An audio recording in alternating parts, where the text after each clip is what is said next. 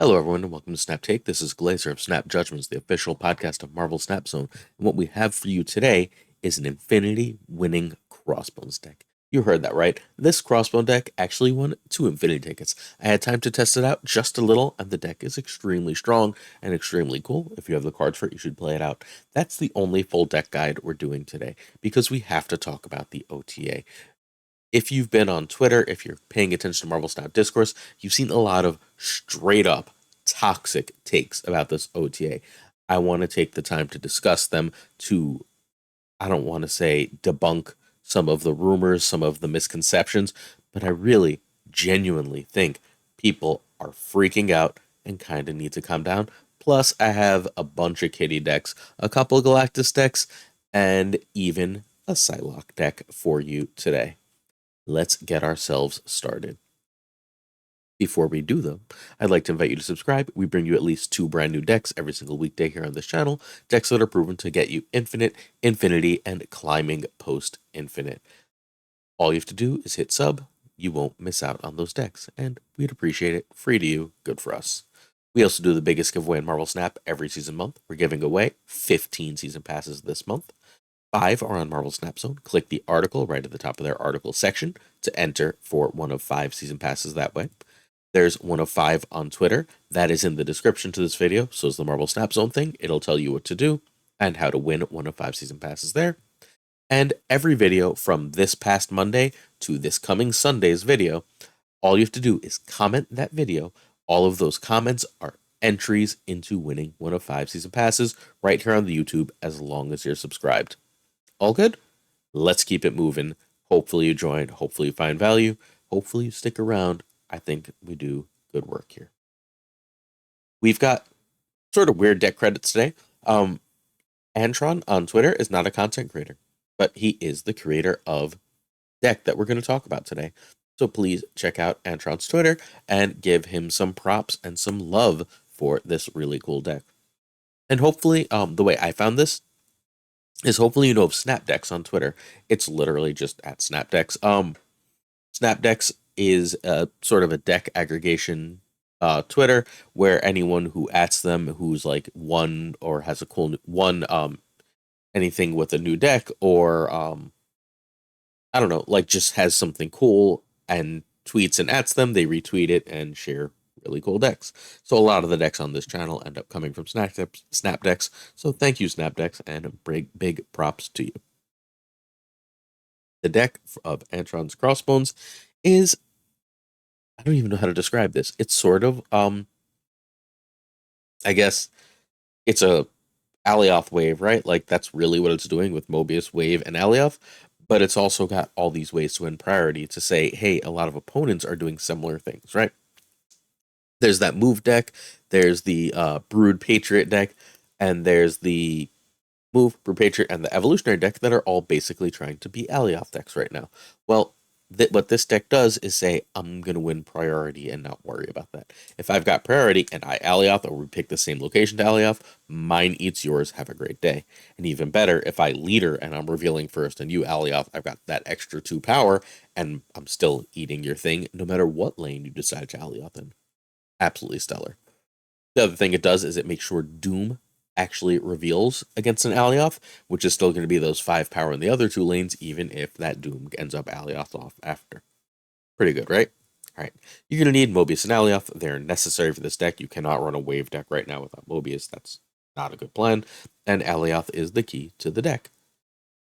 Jeff and Silk are important, but you can try like Medusa or Nebula or like whatever good priority gaining card that costs 2 or 3 that you can think of. I don't suggest Cloak. I don't love Cloak, but almost any other card that's like 2/4 or a 1 that gains some kind of power, like a Sunspot, it has some reasonable value here.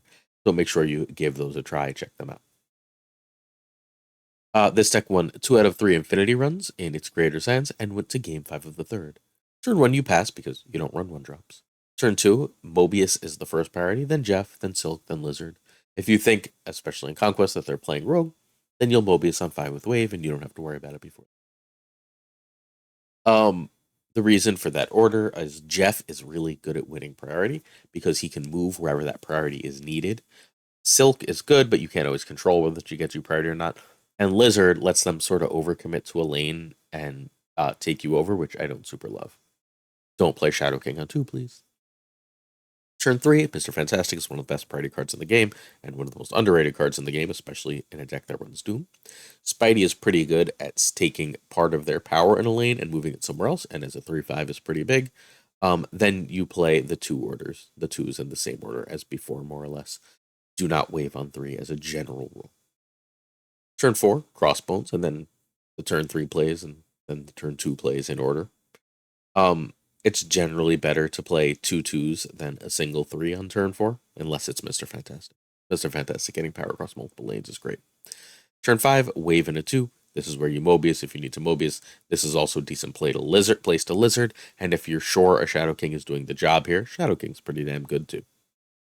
Turn 6, Alioth, Doom, or Leader, and a 2. This is the perfect spot for Shadow King. If they didn't have Mobius, your Alioth, Doom, or Leader after your wave will cost 4, and that means you still have 2 extra to play your Shadow King, Silk, Lizard, whatever other card. Deck is really good, really strong, and it is time for variant talk. We've got our hip count at 1, 2, 3, 4 for the deck. Not bad, not our best of the week, but pretty good. Jeff, the spotlight that I opened because look at how freaking adorable that big smile is. We've got our friend Owen Wilson here. Crocodile Loki on his shoulders. The wonderful hip wave. And the hip Gengar Alioth. We've got, unfortunately, 3 base cards here. I've yet to see a Shadow King variant. I've yet to see a Lizard variant I even slightly like, and most Leader variants are ugly, so I'm going to open one. I don't think I'm buying it. This Silk is another spotlight that I opened specifically for. Jeff and Silk are the only 2 cards I've ever done that for. I'm obviously a big fan of both cards. I like this Mr. Fantastic in that A, it's a little gross, and B, he's got a really cool sword. I like the perspective on him. This is a Spider-Man from a season pass I like a lot. This is the best Crossbones in the game. Very happy to have it. And Emperor Doom is best Doom. Please, again, for the 1000th time, don't at me with that Baby Doom nonsense. Get that out of here. All right, that's our deck guide for the day. Again, remember, we usually do 2 of these a day, but instead, we got to address the OTA. Galactus got hit for Alioth, and everyone's going, you just want to sell us Alioth, and now you don't want Galactus to be good. I mean, okay. They've been pretty clear on this, and I'm not trying to be rude. I recognize a lot of people like Galactus. I hit Infinite with Galactus this season. Not my favorite card, but I honestly and truly get it. So here's what to remember. We cannot have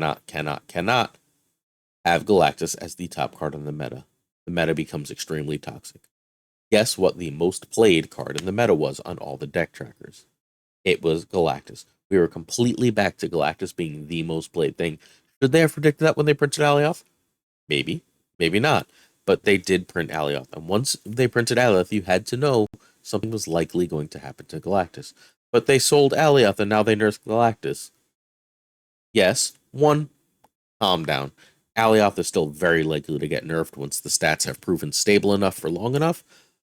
But 2, let's say, okay, we just yesterday, or 2 days ago, I don't know, time has lost all meaning. I just came home from parent-teacher night. Looked at the number 1 deck in all of Marvel Snap, and it was a High Evolutionary Doom Wave, right?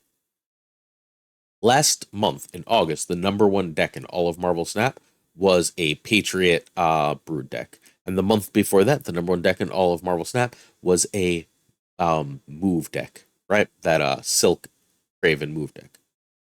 Those are the 3 homes of Alioth right now. Those are high win percentage decks that are also high win percentage decks with Alioth. Is he good in them? Yes. Does he make them better? Yes. But he's taking decks that were already at the top of the meta and keeping them at the top of the meta, keeping them as top performing decks. Meanwhile, in Galactus, Galactus went from something good, something off meta, something fun but not the strongest, which is again what they've told us where they want Galactus to be. Because Galactus, again, fundamentally does not play Marvel Snap. He plays a different game. Marvel 1 lane, stack it up, right? And with Alioth, it's 1 lane. If I can get it off and have priority, which I usually do, Alioth wins. 1 game Alioth wins is not a fun game. Galactus should not be that in the meta. Every time he's been that in the meta, it's quickly become toxic, and maybe it hasn't done that yet for a lot of players. That's perfectly fine. But they have the play rate numbers. I've seen the Marvel Snap Zone numbers. I check the Untap numbers regularly. Galactus was trending in that direction or at that direction on some trackers. He should be adjusted. Should he be adjusted to the 6-5? Maybe, maybe not. Let's see what happens to him. Betcha if he gets unplayed now, he's a 6-6 within a month. Calm down. They do 2 OTAs a month, and we are 4 or 5 days away from a patch, right? Maybe this is going to be months, and Galactus just disappears from the meta and is bad. But that has never been how they've worked Galactus. So how about we give it a couple days and see. Kitty Pryde goes from 1-2 to 1-0, and like everyone keeps going, they nerf and buff to sell us things. Ugh. Stop. They releasing Elsa Bloodstone in 2 days. Literally, yesterday's video, I was like, oh man, Kitty's like busted with Elsa. If they wanted to sell us all the Elsa Bloodstones in the world, right? They want to sell. All they care about is selling Elsa Bloodstone. The most thing they sell is season passes, and they're going to sell a bajillion Elsa Bloodstones. By keeping Kitty more powerful, not less. They literally say in the notes, hey, we're probably going to rework this further. We're trying to get where Kitty is right. They just don't want Elsa to come out and immediately toxic Kitty meta. Also, she's still great. Like, great. She's an absolutely stellar card. That has not changed in any way, shape, or form. So why are we freaking out? Can we please calm down? Models on our Discord got an infinity border with Kitty right after the nerf, and it changed the way he played the card and the deck, and that's not unhealthy. Kitty's in a lot of the top decks. It's in the top Loki deck. Bounce is coming back. We just saw that Bounce came back yesterday. We've got Glenn himself hit infinite with a Kitty deck that ran Hitmonkey. This is still a strong card, and there's still things to do with it. Is it not necessarily the best card in the game right now? Probably. Is that a bad thing? Like it has been for ages, and when it wasn't, it came right back, right? Like it was in that Silky's move deck, and it still is. Like all of these things are fine. Breathe. Kitty will be adjusted again. We'll figure out where she fits. This will change the meta. You will play different decks. Kitty will still be good. She will just not be absolutely insane, where it's like almost certainly the right thing to do. The change I like the least but understand the most is Snowguard. Snowguard straight up belonged in every deck. I was putting Snowguard in everything. It blew my mind how good Snowguard was. Again, if you give me a 1-2 that gives me a 2/2/3s to play with no other ability, which is very often what the bear was, probably playing that card. What it does for my curve, what it does for my ability to like pull off different combos and do things and fill out, like if I'm gonna wave now, I always have a 2 to play with it, right? All of that stuff that it did was wildly powerful. And 2 is about to be a magic number on Marvel Snap because Mobius and Wave leaves you a 6 and a 2 to play. So 2 is now a magic number. Wave and having space for a 2-drop is a 2-drop, right? That's on turn 5. So turn 5 and 6, 2 is now the magic number. Having a card that gives you 2/2-drops, 2/2/3s is crazy strong. And the bird was straight up broken. People kept sending me stuff with magic, being like, why aren't you covering this magic deck? Because it was nuts. Am I annoyed that they did this right after they updated Snowguard and people bought Snowguard? Yes, but holy crap, was this card strong. Like, I would argue that Snowguard went from one of the top 5 cards in the game to probably one of the top 20. It's still one of the better 1-drops in the game. What annoys me is they made it basically only a Loki card now. I don't want this as only a Loki card. I think that sucks. I wish this was still more versatile than that, completely. But like, and like, does the bear need to be a 3/4? No. But you can't keep the bear a 2 and make the bird a 3, because now you've gotten play Snowguard, play bear, play eagle, falcon, whatever it is, as a 1-2-3 curve. That's nuts. They say, again, literally 4 to 5 days, whatever whenever the reset is, Monday night into Tuesday. They're going to change other cards. Let's see how they interact before we lose our minds about this. Is Snowguard still good? Yeah. Is Loki still good? At least until they make those other changes. These are great cards. These are powerful cards. Now, Snowguard is in line. Like, are you just going to... Like, I was literally just like, all right, I'm going to start with Snowguard and Mobius Index. Am I happy that we're starting with Mobius Index? No. But we also shouldn't start with Snowguard Index. We shouldn't say, all right, so whatever, at the end of the game, I've always got a way to get into locations that I want to, that for really cheap. I can wave and then bird, and then if I have Mobius out, I can play all the crap I want into that dream dimension. That might be fun, right? But it's fundamentally against how the game works. I can Snow Guard, and then I can wave and play, I don't know, Mobius that turn, and then into Luke's bar, I can just play that bird and 1,000 other things at the end. That should have a cost, and 3 is a fair cost for that. Again, Loki is a problem. I'm not saying Loki isn't, but Snowguard was completely busted. And if you weren't playing her or didn't realize that because all you're using her for is extra cards for Loki, then you missed out. Sorry, but the card was great. Psylocke's change doesn't matter. I am the biggest Psylocke stan in the world, but it's ultimately irrelevant. This is one of those changes they make to be like, hey, everybody, please try this card. We think it's actually pretty good. And I think where it's really pretty good is Mobius makes Flood decks really good, and Wave is not a good answer for Flood decks, which means Sandman is in the meta. Psylocke as a third way to get Sandman is excellent. I have played it before. I don't know if it's correct right now because there's not another good 5-5-6 play, which is what you're basically locking yourself into by Psylocking on 3. Psylocking on 3 means you want to go 5-5-6, and there's not a 5-5-6 combo I love right now. Besides Sandman, like Sandman, Devil Dino into whatever, into Doom is still great, right? But you need to be like Sandman into, I don't know, Arrow into Doom is not quite the same. It doesn't have the same oomph to it. So, I don't know if this is good enough. And like the worst take is everyone going, they're selling a Squirrel Girl bundle and a variant Squirrel, and that's why they buffed her. I mean, maybe, but I've got a deck for every card here but Squirrel Girl. Because, like, Squirrel Girl is a bad card in Patriot decks that you run when you want to fill out your curve for the end of the game. Still, after this, and Squirrel Girl is... Sorry. And Squirrel Girl is also filler to kill with Killmonger for death decks. That's it. That's all Squirrel Girl's ever been. It's possible that Squirrel Girl is now good with Elsa, right? If those squirrels can fill the location and they're 4, that's 8 power, and now it's 10 power for 1 on the last turn of the game with Squirrel Girl. You know what? If that's good, you know what didn't actually matter, really? That extra 1 power on Squirrel Girl. Can we please show some reason that 1 power on Squirrel Girl is not unbalancing the damn game? Think about how often the squirrel location happens in your games and you're just frustrated. You don't want that on your board. It really takes up a lot of space and messes with your game plan, right? Most of the time, that hasn't changed.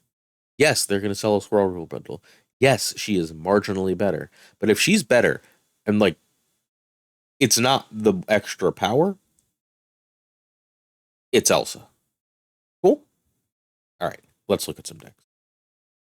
And hey, sorry, last thing. Sorry if that got like lectury. It's just I keep seeing these wild takes that like they're gouging us. And I'll tell you what, you listen to the Snap Judgments podcast on Marvel Snap Zone's YouTube, right? I went off about the lack of series drops. I'm 100% with you on the lack of series drops, but this is game balance. And game balance is basically Glenn and that team, and I straight up believe they are trying to make the most fun and varied game possible. I don't think that they're out to like gouge us in game design. I'm not sure if they're gouging us with card drops and gouging us with prices of bundles and all that other stuff. I'm down to have an informed and intelligent discussion for, and I think they're messing with us with those series drops, and I'm not for it. But to say this OTA is some evil scheme just boggles my mind. Just boggles my mind. Because like if you've paid attention to the game design philosophy, and that there's another patch coming, and what they wrote about each of these cards, I don't think any of this is hard. Literally, none of this is hard to understand. All right, let's look at decks. Galactus. This is where I'm going to start with Galactus. I think this is probably pretty good. Is it Galactus the main plan? Maybe. I think it's actually a Goblin deck as much as anything. I'd really love to fit Ravonna, but I'm not sure if I can. The basic gist is if I'm nebuling somewhere and then I go Nebula, Mobius, Wave, I've got a reasonable shot at getting Galactus off. And if I can get my Galactus off, then a Devil Dinosaur and a Alioth are still going to win. The other way you're Galactusing is you're going Electro into Goblin, and Hobgoblin and Galactus is still sorry, excuse me. I know it still says 6/7. It takes a while for the deck builders to update. Galactus is a 6/5, I promise. But that's still 13 power that your opponent has to overcome on turn 5.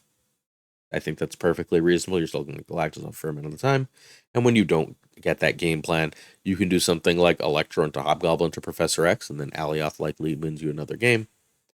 Or you can wave into Professor X, or you can wave into an early Alioth, or whatever the hell you need to do, right? There's still a lot of power to this deck, and I think it's good. Do I think it's one of the best decks in the game? Nope. But I don't think it should be. I think when this is one of the best decks in the game, we have a problem. I don't know if this is good, but this seems cool, right? Basically, you stack up some power in the middle and try and get Cerebro down, and you can sometimes wave into Galactus, and if you can, that's kind of awesome. But if you can't, also, sometimes you're just going to get like a free last turn win because Galactus is in your deck. I think that's probably got some value, right? Like, your opponent is clearly trying to win 2 lanes. They like go really tall in them, and then you just drop a Galactus, and maybe you can steal a lane. It'll be a 7. Sometimes you're going to lose because you're unfortunately going to kill your Cerebro, and Galactus is 5. Sorry, 6/7 is going to turn to a 6/5. But okay, right? Like I still think it's probably worth trying out. Should Luke Cage or should Mobius be in this deck? I don't know. Good question. I think that's worth testing out, worth seeing.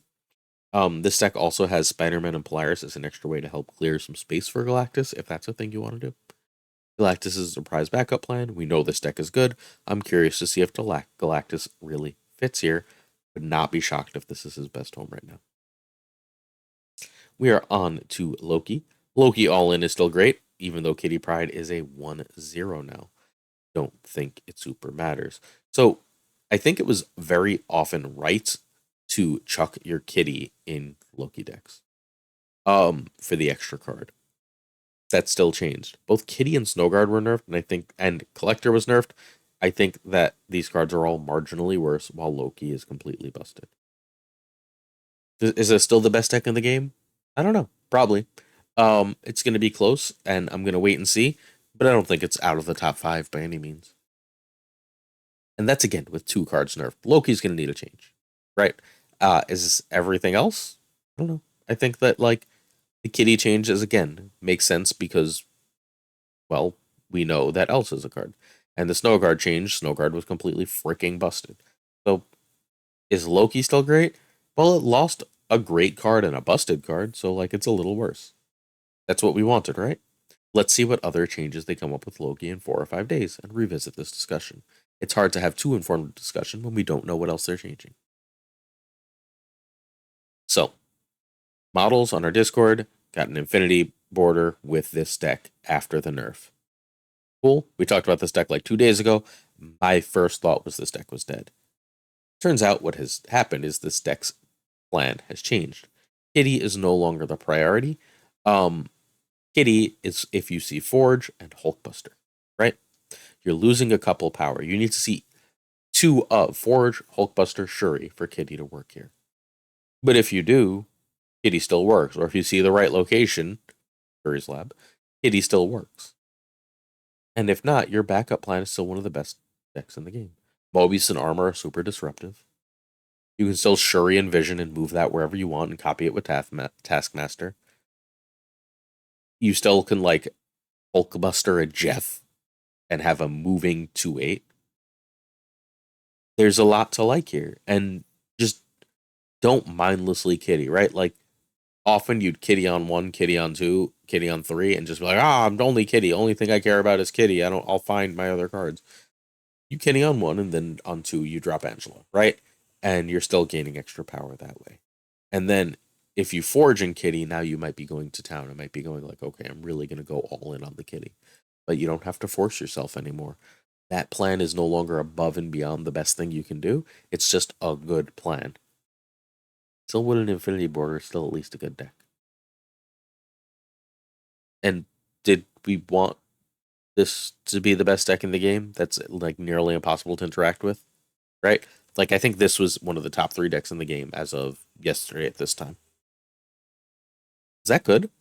Because like you couldn't really Killmonger it, you couldn't really Shang-Chi it. You needed to like hope you could Alioth it, or this just went too big for everything. That's not healthy, right? Like we all agree that's not healthy. Now it's still great, but you need Kitty early for it to work, and you need to draw other important pieces. It's no longer busted, it's just great. Awesome. So I've been playing this. This is the deck I've been playing on ladder. I climbed like a couple hundred ranks with this exact deck. I mean, other people have been playing a similar deck, 1 or 2 cards different. I think most people have Bishop over Lizard. I don't want that extra 3, I want an extra 2. So I added Lizard because, well, Luke Cage is a card, right? This deck has been awesome. It's super fun, it's super powerful. Kitty is not the win condition of the deck. She is a way to trigger Angela over and over again, and a 1-cost card to play at the end. So should you hit Monkey, Mysterio, Kitty. Bill does all those things, right? Instead of a 7-power card, if you see her early, she's a 5-power card. That's worse, right? Instead of a 3-power, you know what I mean? Instead of a 3-power card, she'll be a 1-power card. That's much worse. But it's not breaking the deck. What she's here for is triggering Angela and triggering Hitmonkey, and she still does those things. So the deck still works. I tested it. I promise. It still works. It's still really, really good. It still like beats the crap out of a lot of stuff. Its downside is you didn't like very often you didn't see Mobius when you really needed Mobius. But if it does, it's great and it's super strong and worth playing. And the Kitty nerf is 2 power, which is a lot, right? 2 power is not nothing. But it's not as much as we make it seem for a card that grows and has other uses. Same concept. I didn't actually retest this one yet, but this is the other Kitty deck I've been playing. Kitty here is again triggering Angela and Bishop. If it causes 0 with Beast, you don't even super care about the rest of it. Snowguard gets worse here. It's here for when you Loki now. It's no longer the curve filler beauty perfect thing it was. Hawkeye's inclusion makes up for a lot of the lost Kitty power. I don't see Hawkeye in a lot of these decks, but if you can trigger Hawkeye twice, he's a 1/7, basically what Kitty was, right? And it's very, very easy to trigger Hawkeye twice in this kind of deck. You're not always Lokiing, and very often if you are Lokiing, you're Lokiing on turn like 5, you're just sort of dumping and then Lokiing. And then you say, okay, I've got a nearly full board of good stuff, I'm going to play your stuff. 2 nerfs and 3 nerfs in this deck, and it's still really good. You still got multiple ways to gain power with all these cards. Lastly, we have Psylocke. Psylocke has a 2/2's only real home, I think, still. This is Thanos ALIOTH. I think, again, a lot more decks than are running Loki should be running Loki. Thanos often has a giant hand, and if you have a giant hand and you can Loki, you're in pretty good shape. This deck might want Mobius, it might not. With Professor X, I just kept Jeff in it. It doesn't really like have a super great need for Mobius, right? Everything else should just work. It wants to Psylocke or Time Stone for Professor X, then play something big and win with ALIOTH. It can still do that. Psylocke's extra power doesn't hurt anything. Is it important? Nope. But I don't think that change mattered. And I'm not going to bother you with this World Girl deck. I don't think she's very good. Again, we'll see. If she works completely the way we think she does with Elsa, then yeah, that's going to be crazy strong. And I'm pretty sure, like, if she doesn't, Mysterio will. And that's going to be, like, crazy strong and bounce stuff. Yet another reason to nerf Kitty. So that's where we are for the Marvel Snap meta. That's where we are for these cards. Let me know what you think about this OTA and whether you think I'm right or wrong. Am I crazy for my wait and see approach for like literally 4 days before the next major patch happens? I think I understand their logic on this, and I think I agree with most of it, even if like I was having fun with Snowguard and would have preferred they left me my really powerful toy. I don't mind them taking away extremely powerful things that feel imbalanced. Let me know what you think in the comments. Hit that sub button. Really appreciate you watching this long. Have a great Friday. I'll see you Sunday for another Snap Take. Peace.